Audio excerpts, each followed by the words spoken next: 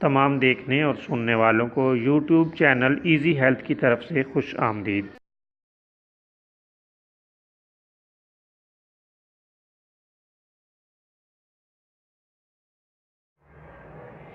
آج جو ویڈیو ہم لے کر آپ کی خدمت میں حاضر ہوئے ہیں، اس میں خرابی جگر کا ایک علاج آپ کی خدمت میں پیش کیا جائے گا۔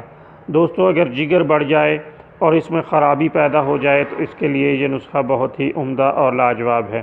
اللہ تعالیٰ کے فضل سے جگر کی جملہ امراض میں تیر بہدف ہے۔